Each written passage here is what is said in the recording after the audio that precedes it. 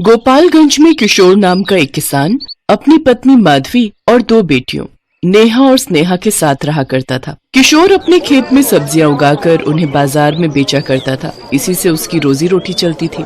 सब्जी ले लो, सब्जी ताजा ताजा हरी हरी सब्जी। जो आएगा वो खाएगा और जो नहीं आएगा वो पछताएगा। अरे किशोर भाई, ये बात तो तुमने बिल्कुल सच कही। जिसने तुम्हारी हरी ताजी सब्जियों को नहीं चखा वो तो सचमुच पछताएगा। चलो अब मुझे 1 किलो पालक, 1 किलो मूली और हाँ 1 किलो ये मेथी तोल दो भैया। हाँ किशोर भाई, आपके खेत की सब्जियां तो पूरे बाजार में सबसे ताजी और फ्रेश होती हैं। मुझे ना आप 1 किलो सीताफल, 2 किलो टमाटर और साथ में प्याज भी तोल देना। जी, आप दोनों का बहुत बहुत धन्यवाद। आप लोग बस 2 मिनट रुकिए, मैं आपकी सब्जियां तोल देता हूँ। किशोर अपने खेतों की खूब देखभाल करता और उनमें तरह तरह की सब्जियां उगाकर बाजार में बेचता। सर्दियां अब जा चुकी थी और गर्मी का मौसम शुरू हो गया था। गर्मियों के मौसम में किशोर जब भी काम के लिए घर से निकलता तो उसकी पत्नी उसको ठंडा ठंडा सत्तू बना कर देती। अरे माधवी, अगर तुम्हारा सत्तू बनकर तैयार हो गया हो तो मुझे जल्दी से दे दो। सूरज सर पर चढ़ाया है और मुझे बाजार जाने के लिए देर हो रही है। जी अभी लाई। कितना टाइम लगा दिया तुमने। तुम्हें पता है ना, ग्राहक के आने का टाइम हो गया है। जी वो मैं पड़ोस में जो प्रिया मैडम है ना, उनके यहाँ से बर्फ लेने गई थी। आपको पता है उनके घर में तो फ्रिज भी है और एसी भी। जब मैं उनके घर गई तो अंदर एसी चल रहा था। मुझे तो ऐसा लगा मानो मैं राजस्थान से कश्मीर पहुंच गई हूँ। ओए होए, कितना मजा आ रहा था, मैं आपको बता भी नहीं सकती। काश कि अपने घर में भी एक एसी होता। माधवी, अगर सपने से बाहर आ गई हो तो मुझे सत्तू का गिलास पकड़ा दो, मुझे देर हो रही है। अच्छा, अब मैं चलता हूँ। और हाँ, वैसे खुली आंखों से सपने देखने में कोई बुराई नहीं है। देखो देखो है? किशोर अभी घर से निकल ही रहा होता है कि तभी धरती में एक तेज कंपन होता है और जमीन में दरार आने लग जाती है। किशोर को समझते देर नहीं लगती कि ये भूकंप है। वो जल्दी से अपनी पत्नी और दोनों बेटियों को लेकर खुले मैदान में चला जाता है और इस भूकंप में आधे से ज्यादा गांव तबाह हो जाते हैं। किशोर अपने परिवार के साथ सही सलामत बच तो गया था, लेकिन इस भूकंप में उसका सब कुछ तबाह हो चुका था। मई महीने की भीषण गर्मी में किशोर अपने परिवार के साथ यहाँ से वहाँ नंगे पैर भटकता रहता है। उसे कुछ समझ नहीं आता कि वो क्या करे। तभी उसकी बेटी नेहा उससे कहती है, माँ बाबा, मेरे पैर इस धूप में जल रहे हैं। मुझसे और नंगे पाँव नहीं चला जा रहा। हाँ बाबा, मेरे पाँव भी इस धूप में बहुत जल रहे हैं। नहीं बेटी, तुम मेरी गोद में आ जा और माधवी, तुम स्नेहा को उठा लो। इसके बाद वो दोनों अपने बच्चों को गोद में उठाकर चलने लगते हैं। काफी देर तक धूप में चलने के कारण उनके पैरों में मानो अंगारे के चटके लगने लगते हैं और पाँव में छाले तक पड़ जाते हैं, लेकिन फिर भी आंखों में आंसू की धारा लिए वो दोनों चलते जा रहे थे। कुछ देर बाद वो एक नदी किनारे रुककर पानी पीते हैं और फिर एक बड़े से पेड़ के नीचे झोपड़ी बनाकर उसमें रहने लगते हैं।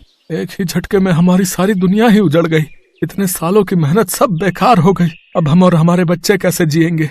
अगर आप ही हिम्मत हार जाएंगे तो फिर हम सबको कौन संभालेगा? हम अपनी नई जिंदगी की शुरुआत करेंगे। अपने बच्चों की खातिर हम खूब मेहनत करेंगे। उन्हें किसी भी चीज की कमी नहीं होने देंगे। इसके बाद किशोर और माधवी दोनों ही एक अमीर आदमी के यहाँ काम ढूंढ लेते हैं और उसके यहाँ नौकरों का काम करने लगते हैं। उस अमीर आदमी का नाम सेठ राजपाल होता है और वो अपनी पत्नी नयनतारा और बेटे रोहन के साथ रहता था। उनका एक बड़ा सा बंगला था जिसमें जरूरत की हर एक चीज मौजूद थी। घर में 8 कमरे थे और सभी में एसी लगा हुआ था। यहाँ तक उनकी रसोई में भी एसी लगा हुआ था। किशोर उनके घर में साफ सफाई का काम किया करता था, जबकि माधवी उनके लिए खाना बनाया करती थी। एक रोज नेहा और स्नेहा भी अपने माता पिता के साथ सेठ जी के बंगले पर आती हैं। तभी वो दोनों रोहन के कमरे के बाहर खड़े होकर चुपके से देखती हैं। रोहन, ये लो बेटा, ये रही आपकी आइसक्रीम, कोल्ड ड्रिंक और ये पिज्जा। अब आप आराम से बैठकर टीवी देखो। और ये लो, अब मैंने एसी भी ऑन कर दिया। और हाँ, इन सब के बाद आपको स्टडी भी करनी है। Okay, do you understand? Okay mom, मैं सब समझ गया। आप बार बार मुझे एक ही बात मत बोला करो। मैं कोई दूध पीता बच्चा नहीं हूँ। ओके बाबा। अच्छा, अब एसी ऑन है। अब ज्यादा ठंड लगे तो इसे बंद कर देना। Okay okay mom. इसके बाद नयनतारा वहाँ से चली जाती है। उस कमरे से ठंडी ठंडी हवा बाहर भी आ रही थी, जिसका आनंद नेहा और स्नेहा ले रहे थे। वाह यार स्नेहा, कि रोहन तो कितना भाग्यशाली है। इसके कमरे में तो एसी लगा हुआ है। हाँ नेहा, काश हम भी एसी में रह पाते। तभी रोहन की नजर उन दोनों पर जाती है और वो चिल्लाते हुए कहता है, तुम गरीब फटीचर लोग यहाँ मेरे कमरे के बाहर खड़े होकर मुफ्त में एसी की हवा खा रहे हो। चलो निकल जाओ यहाँ से। रोहन उन दोनों को धक्का मारकर गिरा देता है। तभी वहाँ नयनतारा, राजपाल, किशोर और माधवी भी आ जाते हैं। नेहा, स्नेहा बेटी, तुम दोनों ठीक तो हो ना? तुम दोनों को कोई चोट तो नहीं आई ना? नहीं माँ, हम लोग ठीक है। तुम दोनों सच कह रही हो ना? हाँ पापा, हम सच कह रहे हैं, हमें कोई चोट नहीं आई। डैड, आपको पता है ये दोनों फटीचर गरीब कहीं की मेरे रूम के बाहर खड़े होकर मुफ्त में एसी की हवा खा रही थी। ये बात सुनकर राजपाल और नयनतारा गुस्सा हो जाते हैं और किशोर और माधवी को खूब खरी खोटी सुनाते हैं। अरे तुम दोनों ने अपने बच्चों को अक्ल सिखाई है कि नहीं?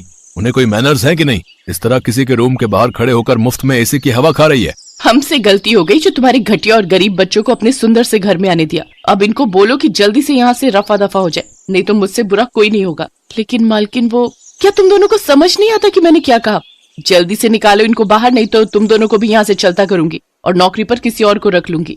बेचारी गरीबी के बोझ के तले किशोर और माधवी नेहा और स्नेहा को वापस झोपड़ी में जाने को कहते हैं और फिर वो दोनों भी बिन कुछ कहे वहाँ से चले जाते हैं। कुछ दिनों बाद जब उनकी तनख्वाह आती है तो वो अपने लिए किराए का मकान ले लेते हैं। किराए के मकान में पहुँचने के बाद नेहा अपने पिता से कहती है, माँ बाबा, हम किराए के मकान में तो रहने आ गए, लेकिन यहाँ भी तो सिर्फ एक पंखा ही है। क्या हम अपने घर में एक एसी नहीं लगा सकते? हाँ बाबा, हमें भी रोहन की तरह एक एसी वाले कमरे में रहना है और ठंडी ठंडी हवा में सोना है। माँ भी जब रसोई में हमारे लिए खाना बनाती है तो वो गर्मी में पसीने से पूरी तरह भीग जाती है। अगर अपने घर में एसी होगा तो माँ को खाना बनाते वक्त बिल्कुल भी गर्मी नहीं लगेगी और हम सब भी आराम से सो पाएंगे। मुझे माफ कर दो मेरे बच्चों, लेकिन मैं तुम्हारी ये मांग पूरी नहीं कर सकता क्योंकि हम इतने पैसे नहीं कमाते हैं कि हम एसी खरीद सके। हमें माफ कर देना मेरे बच्चों।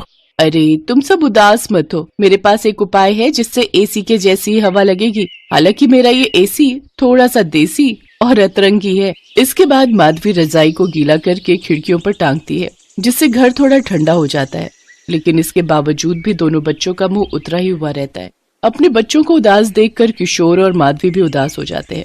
ऐसे ही कुछ दिन बीत जाते हैं। एक रोज नयनतारा अपने गार्डन के पौधों को पानी दे रही होती है कि तभी वहाँ कुछ गुंडे आते हैं और नयनतारा को किडनैप करके अपने साथ ले जाते हैं। उसको किडनैप होता देख किशोर और माधवी देख लेते हैं और वो जोर से चिल्लाते हैं, मालकिन!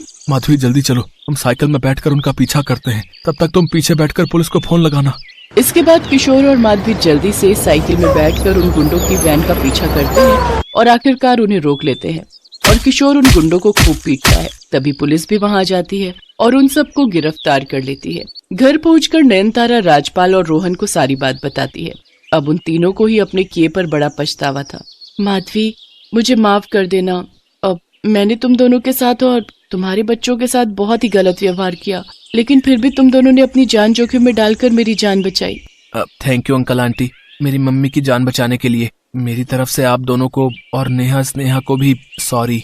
अब किशोर, ये कुछ पैसे रखो। इन पैसों को तुम हमारी तरफ से इनाम समझकर रख लो और प्लीज मना मत करना। हम तीनों को ही अपनी गलती का पछतावा है। इसके बाद वो तीनों ही अपनी गलती की माफी मांगते हैं और किशोर और माधवी उन पैसों से अपने घर के लिए एसी खरीदते हैं। एसी देखकर नेहा स्नेहा बहुत खुश होती हैं। ये अब हमारे घर पर भी एसी है, हम भी ठंडी ठंडी हवा खाएंगे। सचमुच, अब हम भी रात को आराम से सोएंगे। इसके बाद वो तीनों ठंडी ठंडी हवा में एसी में चैन की सांस लेते हैं।